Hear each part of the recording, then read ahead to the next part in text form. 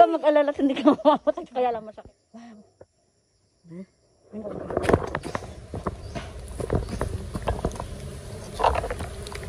Okay na. Ang ganda na.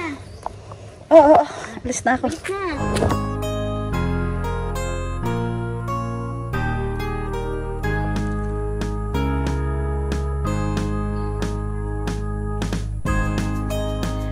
Hello guys, good morning. So, it's Saturday. It's New Year today.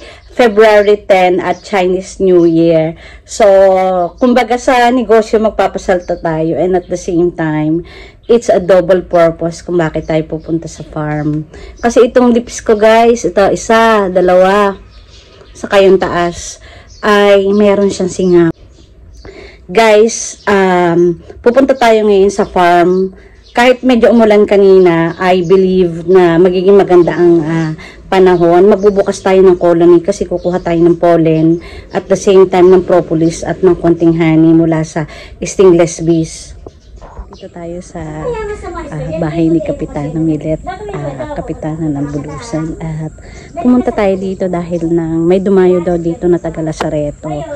At gustong bumili ng 5 bottles of honey dadalahin sa abroad. I am very grateful at napatunayan ko na talagang very effective ang marketing sa social media. At yun din ang main purpose ko kung bakit ako nagba-vlog ay dahil na para i-promote ang product natin at ang Bulusan kung gaano kaganda.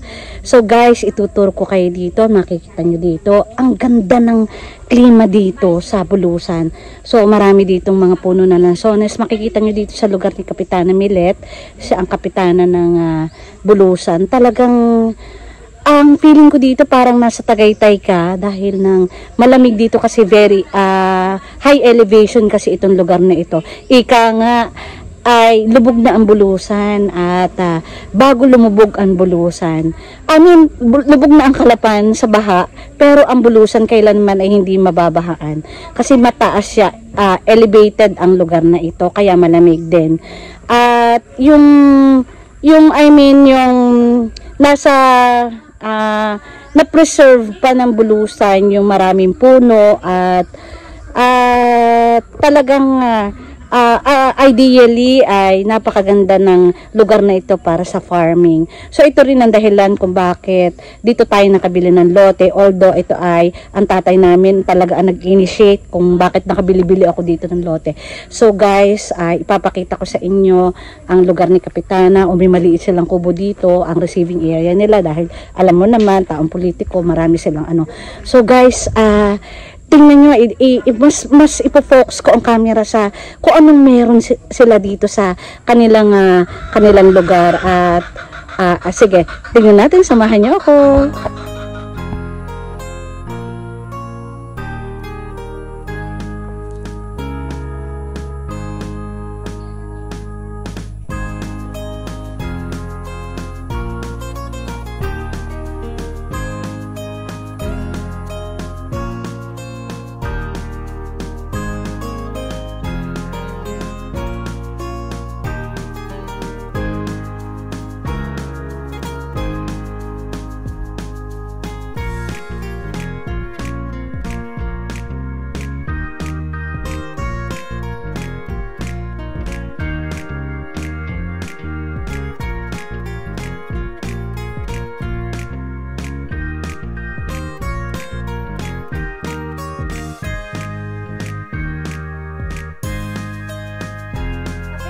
Sa lupa, mapili lang ng magandang...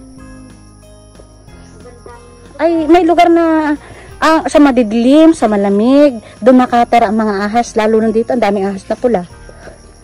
Pero dito, sa mga exposed, ay medyo iba-iba. Yan, di na ako gusto yun. Ayoko doon. Dahil nang baka nga ako'y matuklaw. Yan. So, naintindihan mo kung bakit kailangan lagi na may gulok. Yung kaya ko. Magaan. Ha? Mabigat ito eh. Mabigat kasi yan. Hindi ko... Ang lalaki kasi. Ha? Tanong mo nga, meron mo ba gulok kayong pambabae? Ay, walang gulok na pambabae. Dahil ang gulok hindi, ay... Hindi, maliit ha? hindi stereotype. Ha? Hindi siya stereotype. Wala siyang pang female, pang male na gulok. Pero, kayong talagang, medyo mas maliit-liit di yan. Na, yung pag may nakita ka lang natatabasin o yung immediate na kailangan, hindi ka natatakbo, nakasukbit lamang guys ang mga gulok dito sa kanan. Ayan ay, itong kapatid ko guys ay nilalagyan niya, sinasapinan niya yung lupa, tapos lalagyan ng tarpaulin kasi guys, ating i-rescue ang mga colonies dun sa parte na yon, and at the same time ay kukuha tayo guys ng pollen. Guys, makikita nyo din yung kubo diyan. Diyan nakalagay ang ating mga Burmese. At itong gilid na ito guys, ito ay hindi atin yan. At dadating ang panahon ay magiging bahayan na rin ito. Ito guys, yung aming mga payat na ito, pinya, corona lang yan. Ang dahilan kung bakit siya payat ay unang-una hindi natin naabunuhan. Pabaya lang natin siya dyan.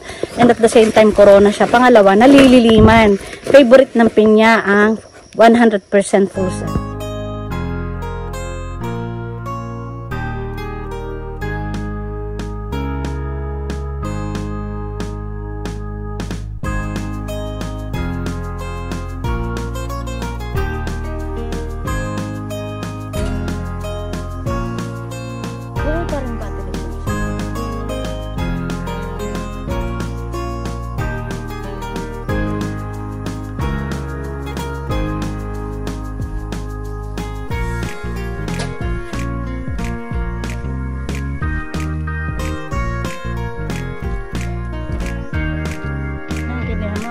Alam ko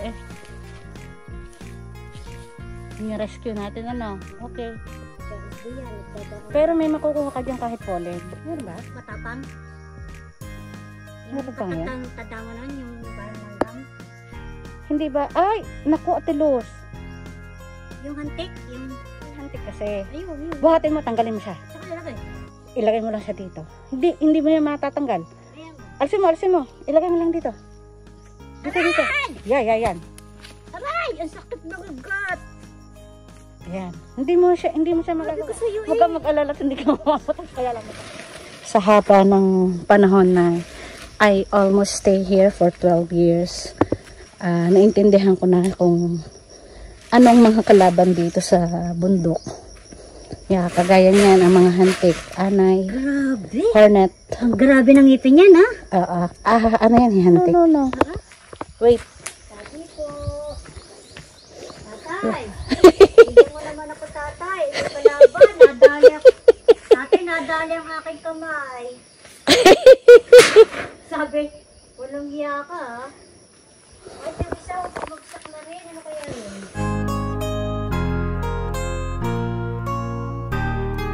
Pinag-alisan ng mga bubuyog ng colonies. Naiwanan ang mga bees dito. Yan siguro makikita nyo dyan. Napakaraming naiwang guys na bees. Sa palagay mo ba makakauwi sila dyan? Dahil maaga pa nga naman ngayon, matututunan nilang bumalik ika nga at hanapin ang kanilang way back home. So ito kasi yung lugar na kung saan ni-rescue natin ang isang bubuyog. At ayan na nga ang ate ko, kinukuha pa ulit yung kapitbahay at i-rescue rin natin. Kasi ang tagal na natin napabayaan ito guys at ating papalitan ngayon ng kahon. So andun siya, kita mo guys, ayun, layo. Hindi ako makapunta dun guys dahil masakit ang paa natin. Ayan ang ate ko, kita nyo naman guys. Yan. Wow, mabigat ba?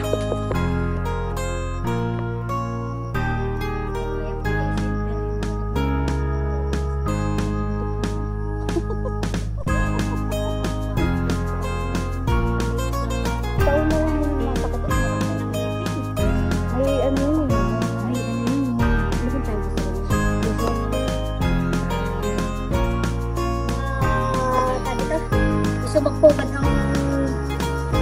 ang ibon.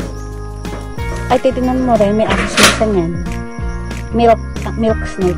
Ay, tingnan mo ito. Ito yung anak. Kunin mo ito isang gulok. Tuktakin mo muna. May mga anak siya Yan, gainin mo. Sa haba ng panahon guys, na 12 years I've been here.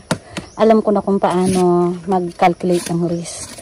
Ang kalaban natin dito ay hornet, ahas, yan. Which is, this is their natural habitat. At guess lang tayo. So, hindi naman natin pinapatayan. But, we have to make a double effort and take the safety measure para wag tayong makagat at baka tayo mamatay naman. Ay, lugi pa tayo, patay pa. So, tuktukin mo atilos yan. Alis na ako dito at mukhang hindi ko nakakayanin ang ano. Ito guys, ang ire-rescue natin. Papalitan natin ng mga box. At ang atilos ang expert diyan. So, okay. Okay. Dito lang tayo. Hindi na, alwasin ko muna. Ay, ang sarap na rin. Wow. May makukuha kang ganyan.